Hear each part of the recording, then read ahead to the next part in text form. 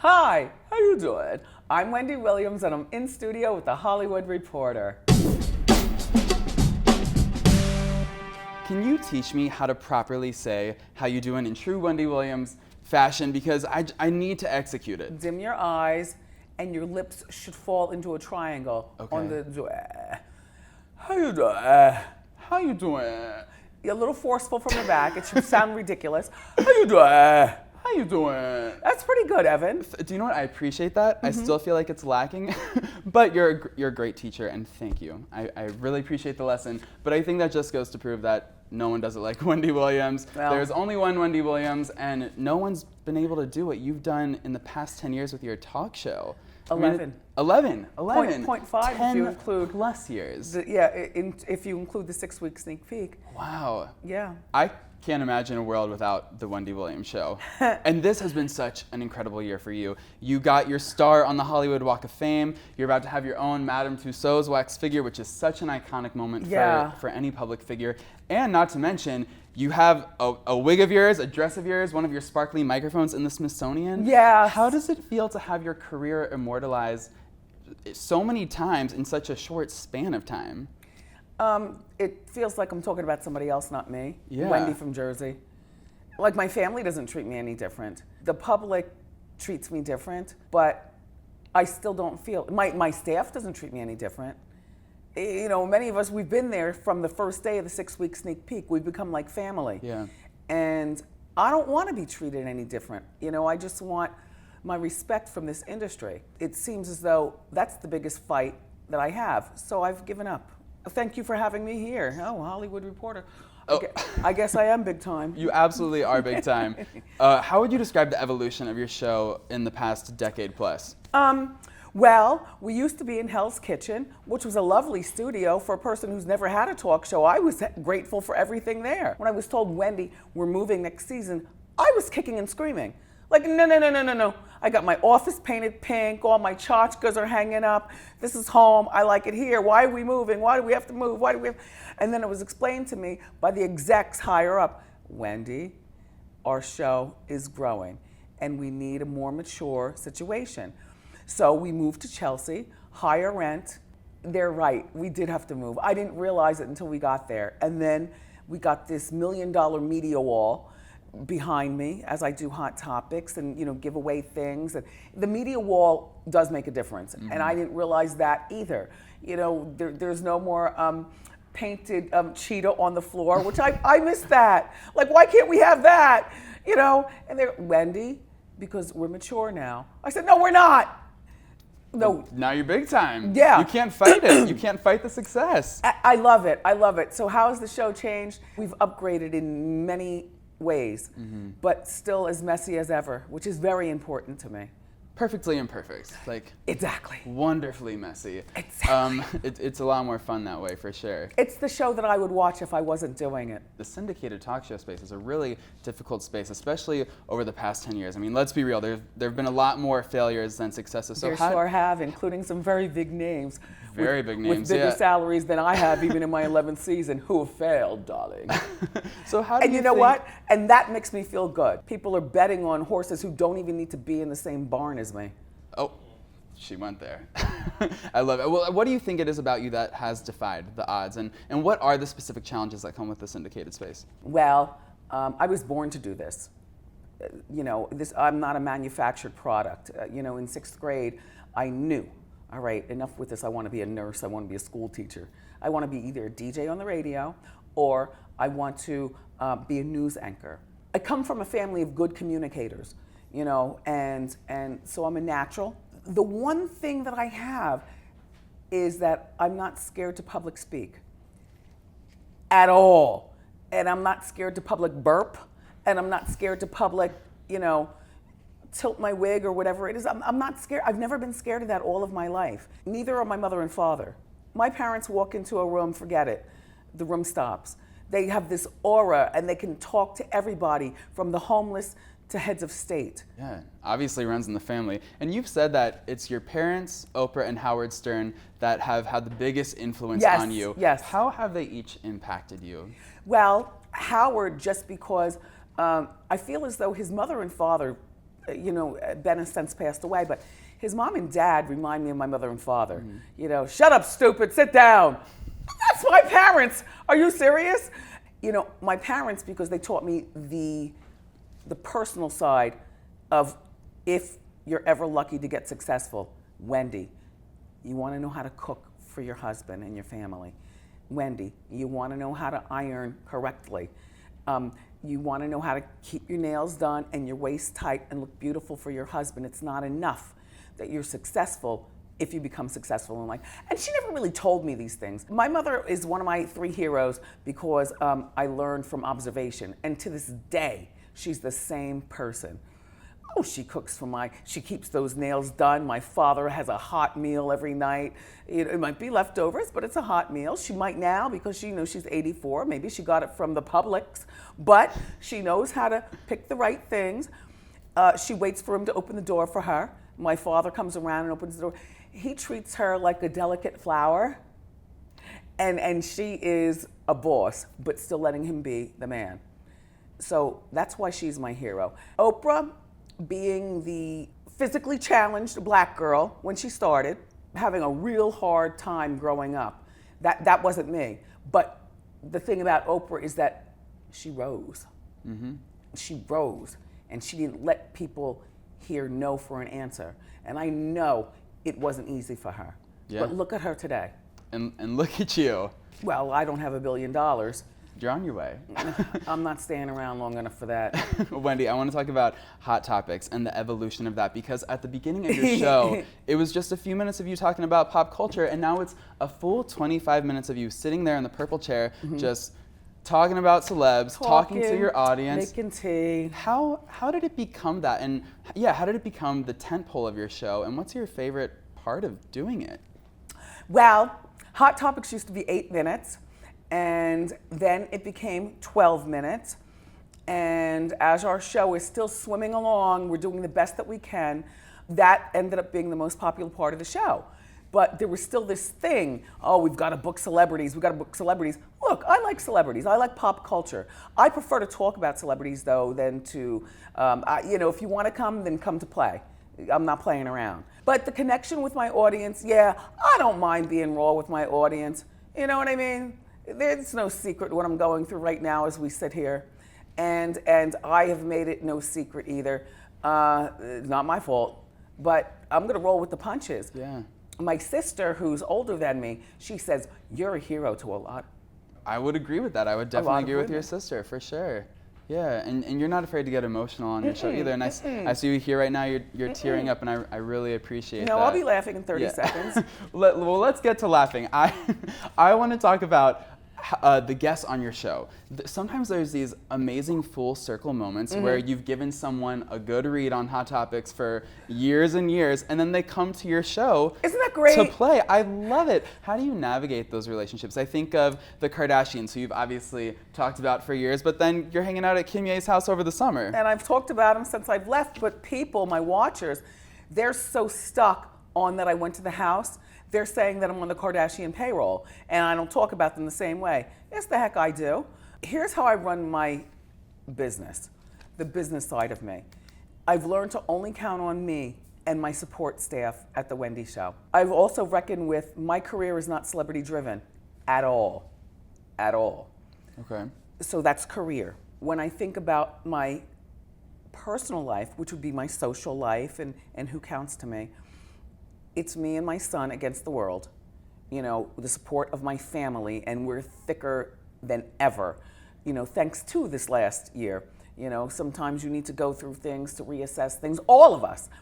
And then as far as the friends that I have, I know people. If I want to go to the celebrity soiree in the Hamptons, I know how to get there.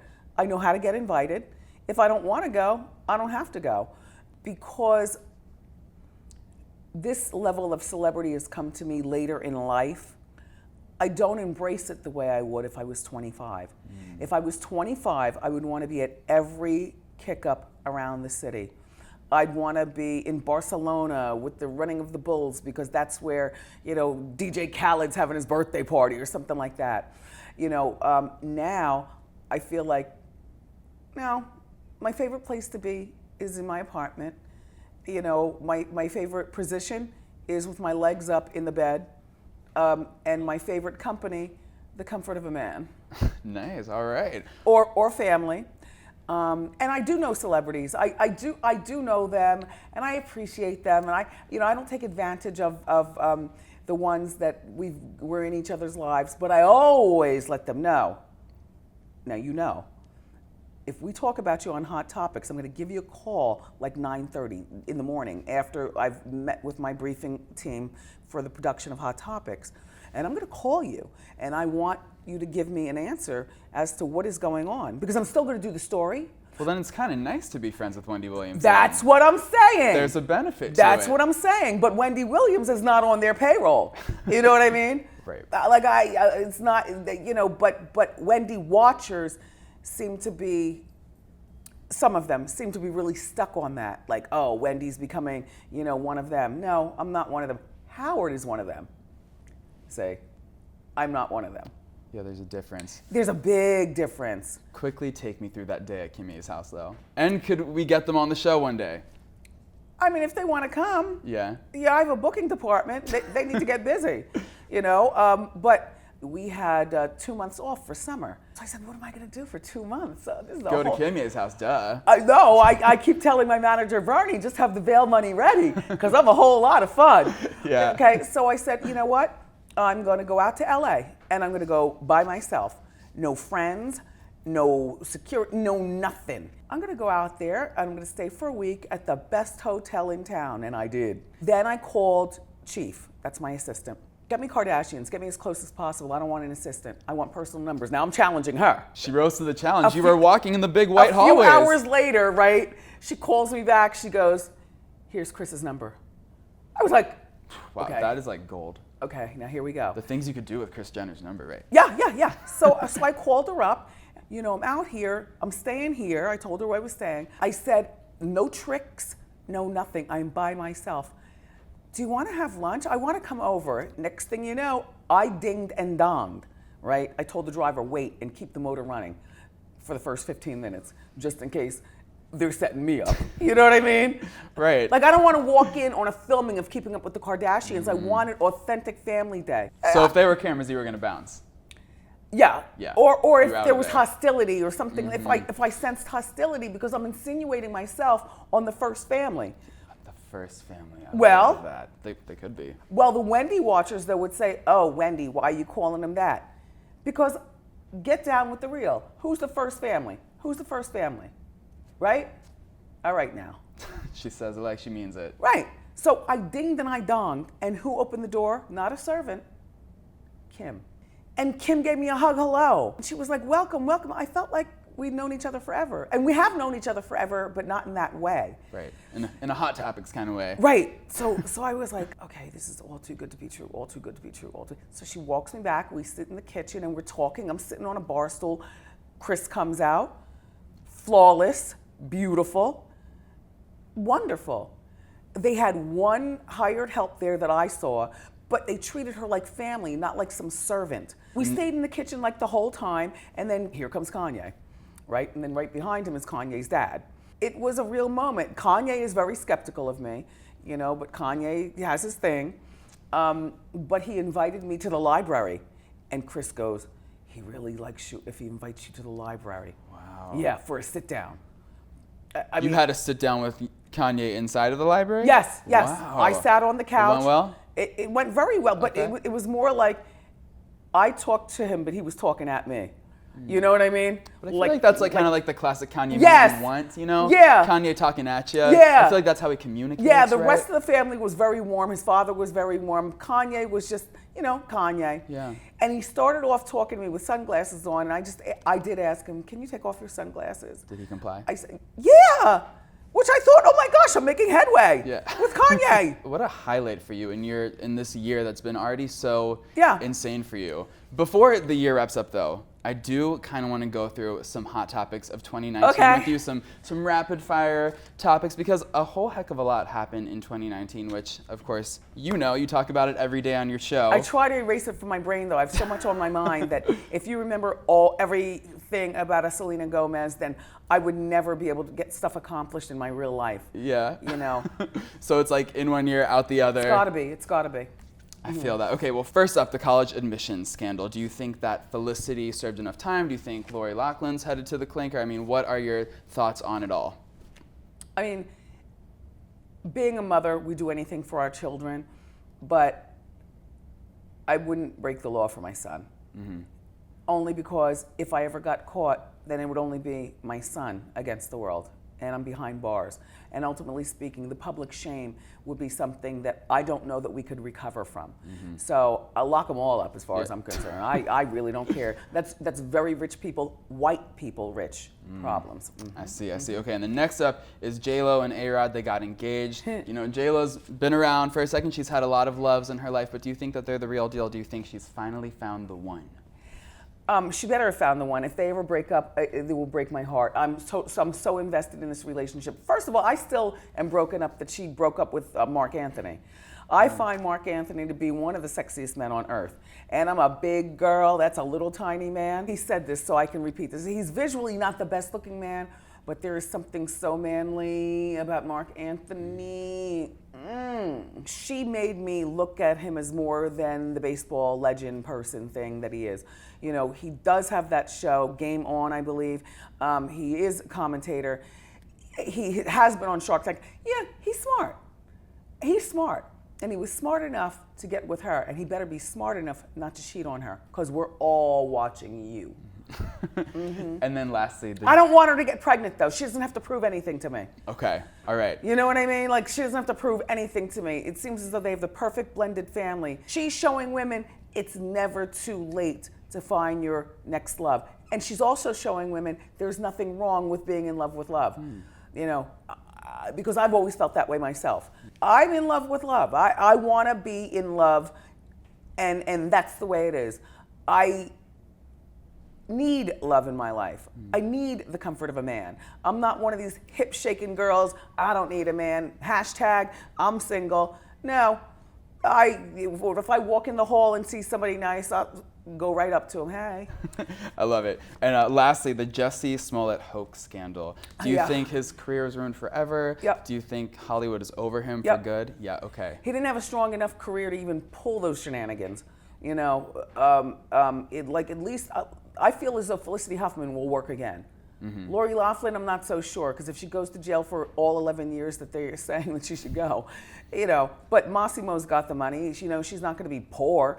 It's just that I feel like the foundation of his career was not strong enough, and is not strong enough for him to work someplace else again. Like, if I was a gainfully employed actress and I found out that he was going to be part of the new cast of my show, you pull out?